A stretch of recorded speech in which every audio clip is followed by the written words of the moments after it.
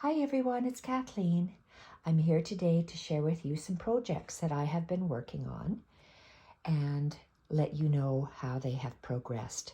This first video that I'm going to show you is the progress that I have made on my vintage linen textiles and embroideries on wool blanket. So this is a vintage wool blanket that is in pretty good shape that I got from the secondhand store. And I have attached different linens and stitcheries on it. And I'm going to go up. Oh, let me see. Maybe I can give you a wide shot first. It's very large. This is a queen size bed and it fits just the top of the queen size bed. So I have discovered that I prefer embroidery over stitching pieces of fabric together to form another piece of fabric. So that's, I think, the difference in my stitching and my projects. My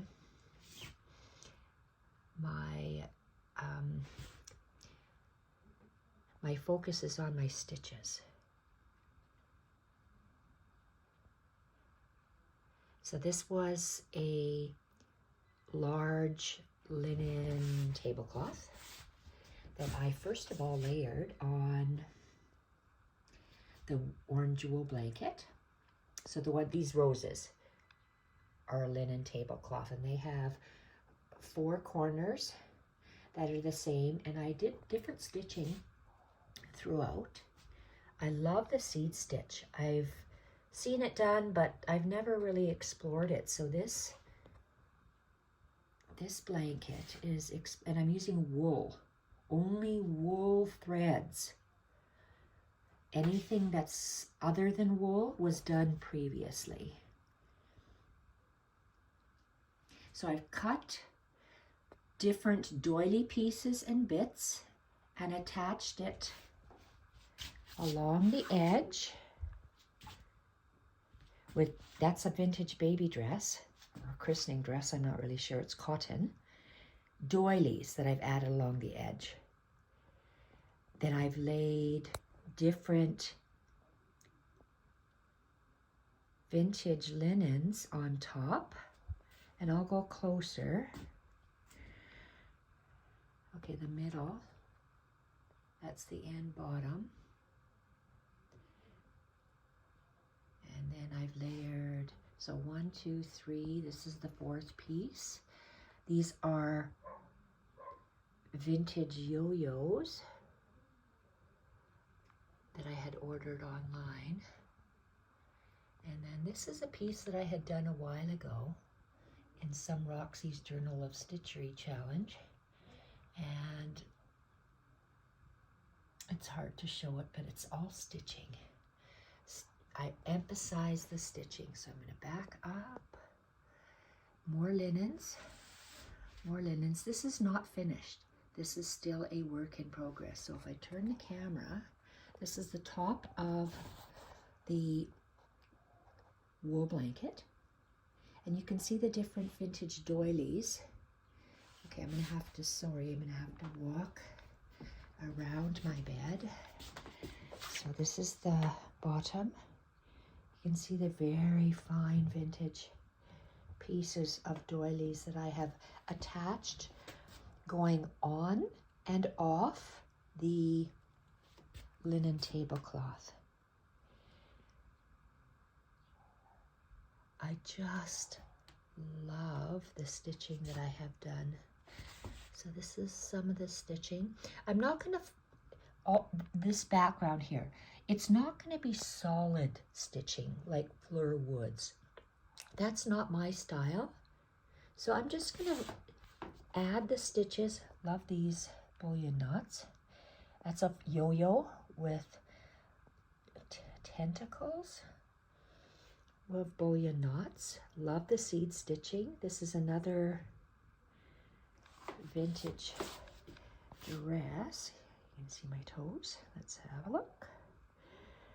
That's the side. This is the right side of the blanket. And that's a baby. Okay, we got a doll dress here. This is the skirt of a doll dress. Then this is a very sheer baby dress, cut and placed on the edge and tacked down. Different vintage doilies, tatting. Look at that fine, fine cotton. Battenberg, of course. Different old pieces from the antique store.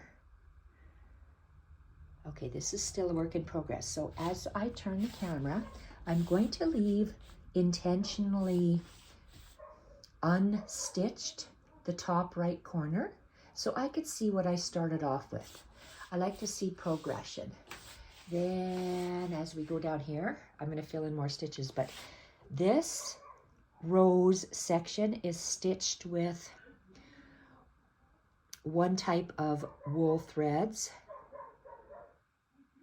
And look at these leaves, gorgeous.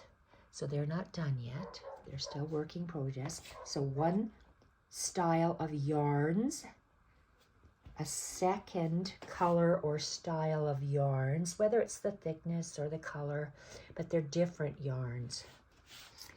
And the third one is also different yarns. So they are going to showcase different things. So I'm going to try to pause you and set up the other blanket. If not, it'll be a second video. So I'm going to try to merge these by pausing. Oh, I think I've done it. I think it works. Wasn't sure if I pressed the right button or not. This is a finished blanket of mine. I thought I bought enough vintage feed sack fabrics to make a full double-sized blanket for me to cover up with on my bed. It only made a crib-sized blanket after I've even added stuff. So made these pink colors. Okay, this blanket's finished. So I have placed, and it was all hand stitched. The squares were all hand stitched.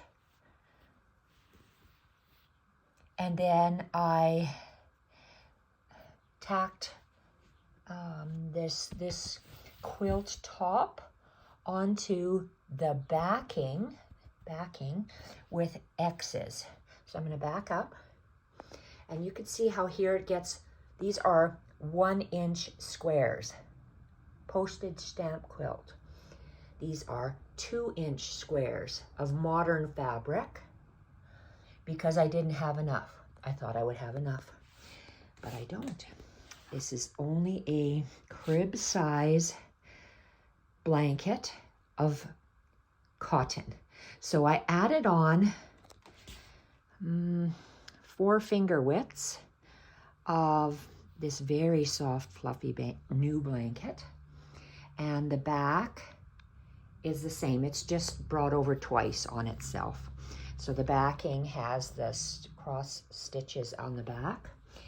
And because it's too short for me, even though it fits on my double bed, it's too short for me. And I'm not tall, but I like a big blanket. I'm going to give this to Sawyer, my grandson. I'm going to keep it here at my house so every weekend he can sleep with it. And I have done the herringbone stitch all the way up in a Sue Spargo variegated pink and yellow size 5 pearl cotton. So that's it. That's is for this one. And I have learned that I personally do not like to create fabric from fabric. I won't be doing this again. It's too hard on my fingers. I appreciate the work. I love how it looks. And I take my hat off and give huge appreciation to the ladies that make quilt tops. I will have to finish my Gosling quilt, but it's not something I enjoy. Stitching cotton to cotton, stitching through 2 layers or 4 layers or 6 layers sometimes is way too hard on my hands, and I don't like it. I prefer embroidery, but this is done and I love how it looks. I'm going to pause you again and get out something else. Did it work? Oh, It did? Okay, this is a duvet cover that I am working on. A duvet cover because I have a down quilt that I use on my bed. I live in Canada. Even in the summertime, I use a down quilt. And this is the back, or the inside of my duvet cover. So it is patching snippet pieces of fabric together, and it's all gonna be hand stitched. On the tiny snippet parts, I'm putting seed stitch, but on the bigger pieces, I've done the stacked stitch and the running stitch. And I'm just going to give you an overview. So it's just thin cotton on an existing duvet cover that's paper thin that I'm adding to. This side here, that's the bottom. And I started off doing the, I guess you can call it the hidden stitch. You have bigger stitches in the back and very tiny dots on the front, but I don't like the way that feels.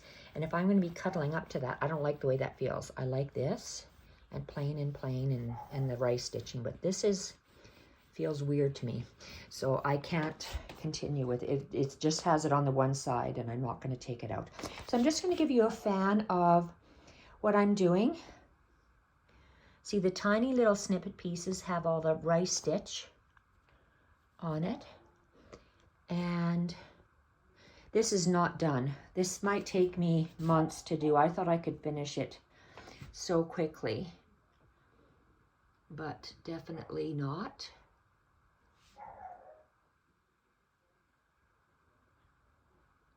It's hard to see. I'll go get you closer there. But labor of love, stitching on stitching on stitching, tiny pieces. Again, one and only one I will be making because I do not like all the stitching. I love how it, like doing the stitching. I love the way this looks. The rice stitch with the tiny bits of fabric. I absolutely love it. Love it, love it, love it. But I would rather spend my time doing fancy embroidery stitches. So live and learn. Okay, this is the section I'm working on currently that I am seed stitching. And see, this is what it looks like undone. Oh, here I started to do some of that stuff. I don't know. I'm going to leave that there, but just continue with it like this. So I just wanted to share that with you. And I'm going to my daughter's lake property with all of my grandkids. And I needed a small project. I can't take this project or the bigger blanket project. I needed a smaller one. So I'm going to pause you again and show you what I'm making to take with me on the go to the lake. Okay, I am making a housewife / project bag. And let me just grab this. I purchased this from Chrissy Crosser. This was a Husip that she had made and I'd purchased. And this is what I use my Husips for. So this is Chrissy's, and this is a Husip. This is a small Husip. So what I do is I have scissors in this first pocket to take with me when I go. I took this one with me to Mexico. So I took this on the plane with me. So I have scissors in here. I have my embroidery floss in here. I have each of the colors of embroidery floss on a needle because of what I'm working on. And I also have other colored Sue Spargo threads. So the project I am working on over here. So I keep my project. These are I photocopied them and so I can travel with them. So I have this booklet thing that I'm making. I won't open it up. It's just embroidery, and I'm just making this. So I keep my photocopied papers in here, and my beautiful pieces that I'm working on. Look at that. Okay, and these are just, see how I do the outline first and all sorts of weird stitches? I just love that. So I did all the, oh, I didn't finish that one. Okay, so anyway, my project is here. I put my project, so the linen, threads, scissors, needles, paper. And so I fold this up, and then it ties up. So that's what I take with me. So this one was short, so I thought, what can I do? I'm making a longer one. And what am I using? I'm just following, I'm getting out the pieces for you. I'm gonna open this up and show you. I'm making this, I just made this within the last day and a half. So this is Sue Spargo's needle roll, but I'm not gonna use this one as a needle roll. I'm gonna use this one as a housewif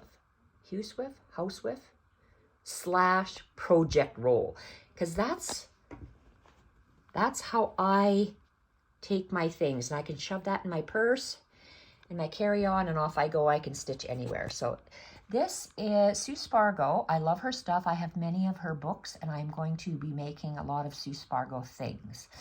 This is a purchased pattern. Everything is purchased separately. I'm using my own threads, my own color schemes, and I am just going to follow this. So I'm not going to copy it. I'm just going to follow it. This is the suggested layout. That's what it looks like there.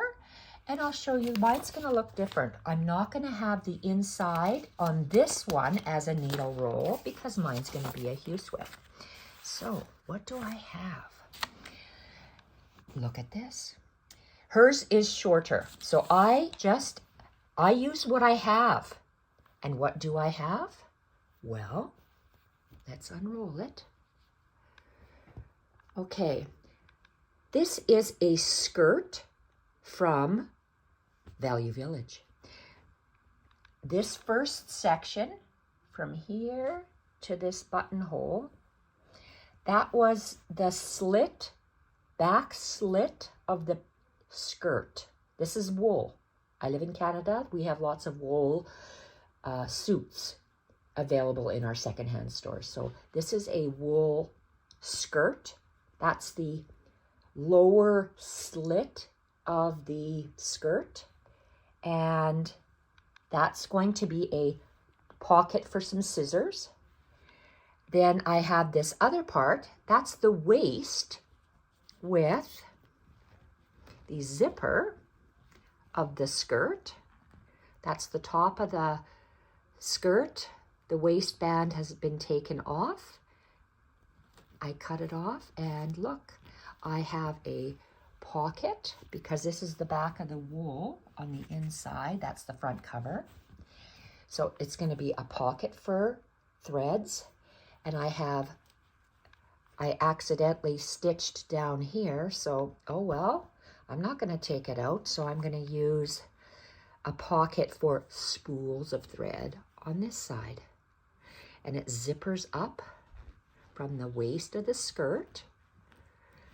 So this might be, Sue's is around 16 inches, a little bit bigger, and mine is over that. It's over 20.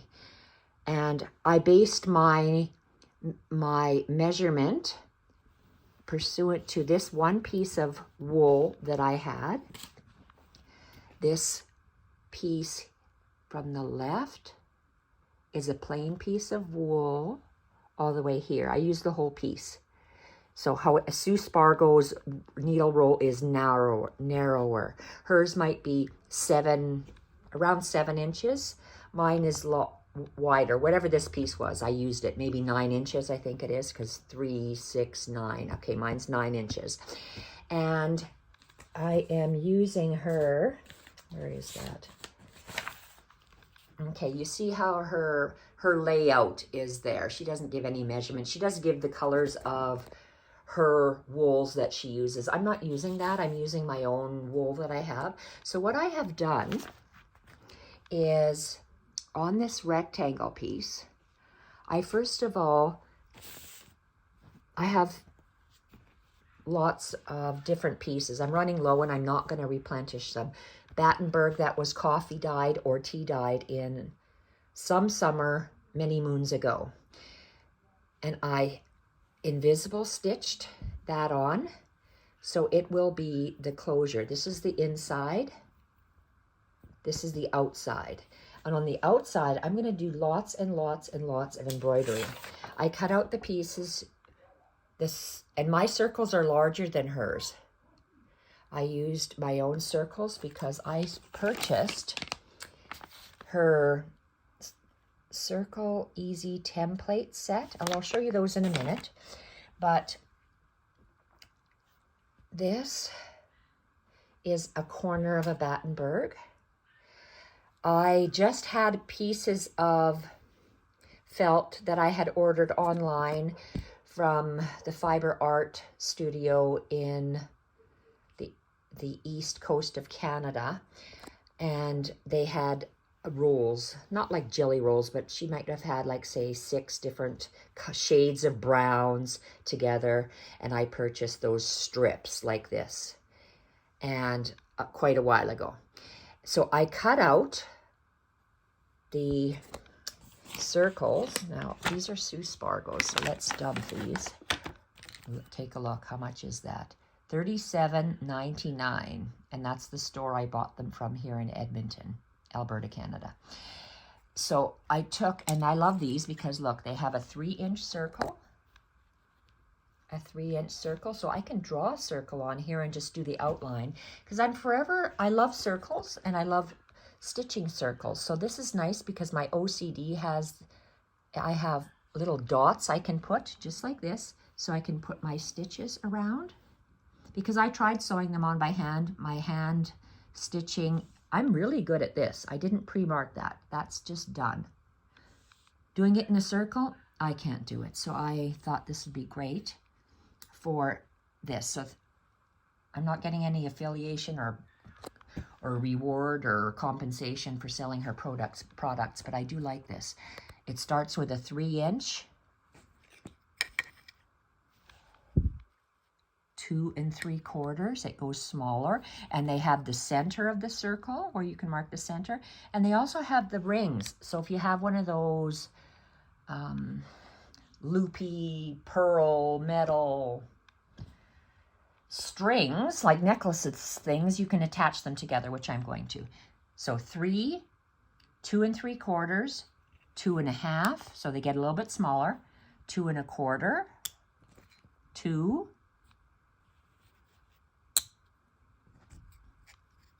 1 3/4, 1 1/2, 1 1/4, and 1. So I drew these 1-inch circles on here, and obviously I cut on the outside of the line because they're just a hair bigger. So I put this 1 1/4, look at how wonky I cut that, but I don't care. This one maybe is a little bit more circular. I put this 1 1/4 inch disc on top, and then wherever those slit marks are, they have markings. I went with my felt pen, my thin Sharpie black ink pen, and dotted, it's hard for me to look through here, dot, dot, dot, dot, dot, dot, dot, dot, and then I was able to stitch it on. And so this is how Sue Spargo stitches on her wool on wool. The edge like this, and I stitched it around there. Her wool applique, I guess, is the way you call it. So I did that. This is the outside with my Battenberg, my wool, and another piece of Battenberg. And then I have, from that, they also give you another sheet. Oh my goodness, it's hard for me to sit like this. Whoopsie, I already lost some of these, darn it. Okay, so from that, we also have another sheet with different sizes and colors. I did not follow her color thing. I used what I had and I just cut out some circles. So with that in mind, I'm going to place these little circles on top of here, and I'm going to make a flower garden on the outside of my Hue Swift. So I'm going to be stitching all the flowers at the lake. So I just want to stitch these on here. So if I were to follow hers, that's what it will look like. But I'm just going to lay mine down wherever I think I would like the flowers to be and lay them down. So right now I'm attached. Here, let's do this first one here. Oh my goodness, this is difficult. So I'm going to take that one off. I'm going to put you down. It's going to be black. I'm still here, and I'm going to pick you up again. Okay, so I took off this one here. That's number 19. Number 19, she puts down here. Whoa, she puts down here. I'm not going to put mine there. I'm going to put mine here. Why? I don't know why. And how am I gonna place it? Well, I have a finger's width here, finger's width there, and a finger's width down here. So I'm going to stitch that right there. So I'm going to pin that on, and I'm going to go off camera and continue pinning this on. And I'm going to take the hand stitched piece like this with all my circles on it to the lake and stitch it. Mine will look different than Sue's because I'm using different colors, maybe different stitches, but I'm following a guide like she did. So those are my projects. And for the next week, today is Friday, and I'll be going to the lake from Monday to Sunday, so 7 days, with my daughter, her family, 2 friends, their son, young son, and my 4 grand boys. So splashing in the lake, off we go. Oh, I'm going to show you another thing. What do I have in here? Okay, this is my basket of threads. I'm not going to use that. Different thicknesses of threads make a difference. So I have size 5, size 8, and size 12. They are all ecru, but they look different when they're stitched up because of the sizes. I am going to choose colors as well. But look at this. This is called Spoke Easy. I bought this as well. Look at the whopping price. I did not ship it from Sue Spargo's store. We have a store called Trapunto here in Edmonton, and they sell some sashiko items as well as it's a fabric stitching store, but I go for the Sue Spargo items. So these Spoke Easies are circles, and they have lines, so you can make different flowers with them. So there's 6 in here. So I have this with 5, 6, 7, 8, 9, and 10 spokes, and you can do different kinds of flowers with them. So I will be doing those on this thing here. So that's what I wanted to share with you. So I'm going to go off and pin my circles randomly over here and get started to hand tack them on. Thank you everyone for watching, and yes, I will be back doing that orange blanket very soon. Thank you everyone for watching. Bye for now.